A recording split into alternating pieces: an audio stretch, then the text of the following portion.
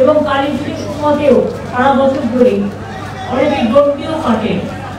তো আমি অনেকদিন ধরেই জানতাম, কিন্তু আমার কালী পুজো যেহেতু বাড়িতে হয় তাই সেই সময়টা আমি আসতে না পারলেও আমাকে অনেকদিন ধরেই আমি সবসময় বলি দেবদেবতারা যখন ডাকে তখন আমি যাই হয়ে যায়।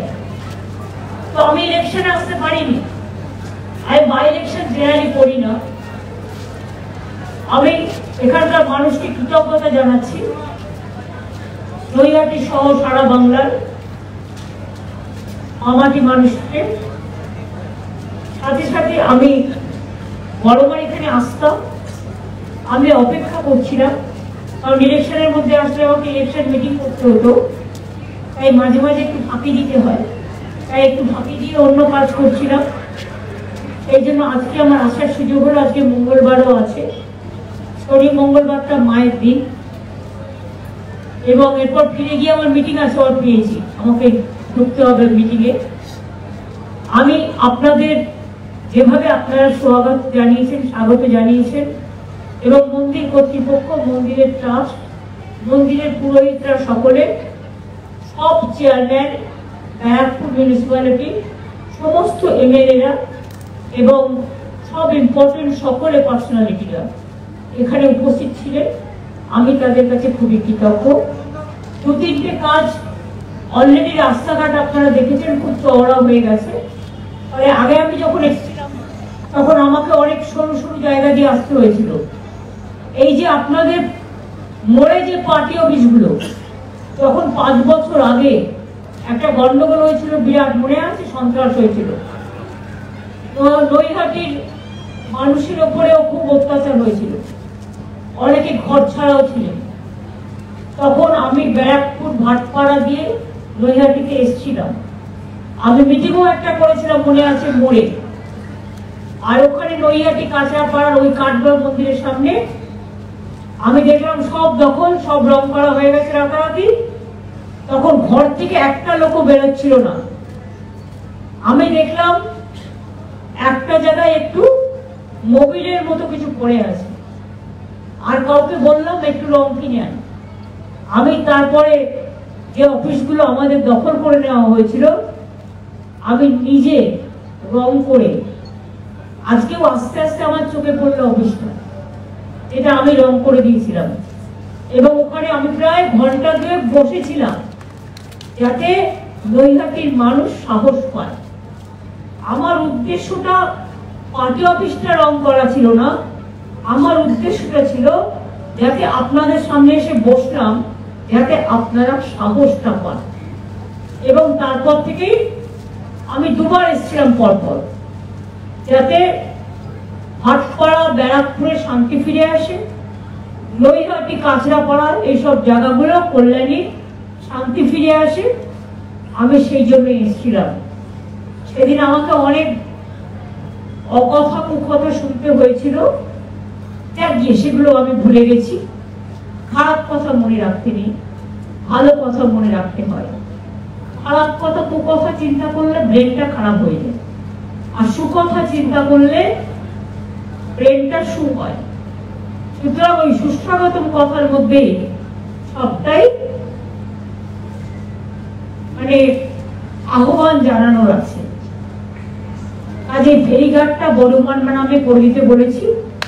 এখানে একটা পুলিশ ফাঁড়ি হবে, একটা হাই মাস্ক লাইট হবে, এবং বড়মার যে ঘাটটা দিয়ে সবাই পরাপর হয় সেই ঘাটটা আমি এমপি লাইট থেকে রাজ্যসভার 10 লাখ টাকা দেব, যাতে ঘাটটাও ভালো করে ডেভেলপমেন্ট হয়। এছাড়াও পার্থ এমপি হওয়ার পরে একটা কাজ করছে, আমাকে বলেছে 2টো ওপিডি তৈরি করার জন্য ভাটপাড়া এবং নৈহাটি।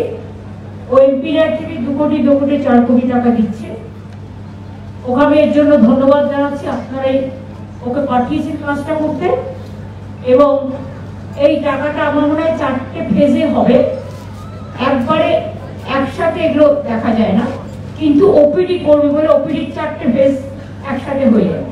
4টে প্রজেক্টে 4টে, তাহলে আপনাদের এখানে গিয়ে এক্সরে করা, ওখানে গিয়ে ডাক্তার দেখানো, এগুলো প্রয়োজন হবে না। নৈহাটি এবং ভাটপাড়ায় আপনারা এই সুযোগটা পাবেন। সুতরাং আমি ওকে অভিনন্দন জানাচ্ছি, অন্যদের অভিনন্দন জানাচ্ছি। দুটো হসপিটাল, নৈহাটি এবং ভাটপাড়া, ওপিডির জন্য, সেখানে মানুষ দেখাতে যায়। আর এখন তো আপনাদের স্বাস্থ্যসাথী কার্ডও আছে, আর গভর্নমেন্ট হসপিটালে আমরা ম্যাক্সিমামটা ফ্রি করে দিয়েছি, টোটালটাই প্রায়। তাছাড়াও free fair price diagnostic centre, fair price medicine centre. আগে একটা কিডনিতে একটা হার্ট অপারেশন করতে গেলে বা সার্জারি করতে গেলে যেটা কিনতে হতো সেটা বাইরে 1.5 লক্ষ টাকা দাম ছিল। এখন সেটা ফেয়ার প্রাইস মেডিসিন শপে মাত্র 25-30 হাজার টাকায় পাওয়া যায়। সুতরাং এই সুবিধাটা তো আমি নিজেও যখন ছোট ছিলাম, দীর্ঘদিন আন্দোলন করতে করতে এসেছি, আমি দেখেছি একটা হসপিটালে রোগী ভর্তি করা কত কষ্টকর ছিল। কাজেই পরিবারের মায়ের নামে, পরিবারের যিনি হেড মহিলা, তার নামে স্বাস্থ্যসাথী কার্ড। আর এর জন্য কোনো রেস্ট্রিকশন নেই যে একটা বাইক থাকলে আপনি পাবেন, না বাইক থাকলে পাবেন না, বা একটা পাকা বাড়ি থাকলে পাবেন না, এসব আমাদের এখানে নেই। সেই লক্ষ্মীর ভান্ডারী বলুন, আর স্বাস্থ্যসাথী বলুন, আর সবুজ সাথী বলুন, আর ট্যাবই বলুন, আর কন্যাশ্রী বলুন, আর শিক্ষাশ্রী বলুন, বা মেধাশ্রী বলুন, বা যোগ্যশ্রী বলুন, বা ঐক্যশ্রী বলুন, অনেক আমার মুখস্থ আছে। আমাদের জন্ম থেকে মৃত্যু আমাদের প্রায় 57টা প্রজেক্ট আছে। আজ এটা সবই আপনারা করেছেন, আমি কিচ্ছু করি না। আমি উপলক্ষ মাত্র, আপনারা ডাকেন তাই আসি। আজ এই সবটাই আপনারা করেছেন, আমি কৃতজ্ঞ আপনাদের প্রতি। সবাইকে কৃতজ্ঞতা জানাই, প্রণাম জানাই, সালাম জানাই, জোহর জানাই। আর বড় মাই যারা থাকে,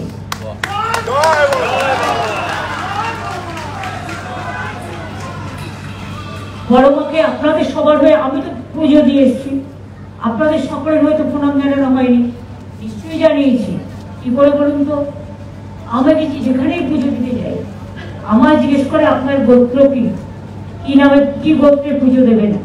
আমি বলি আমার গোত্র একটাই, মামাটি মানুষ। আমি মামাটি মানুষের নামে পুজোটা দিয়ে গেলাম।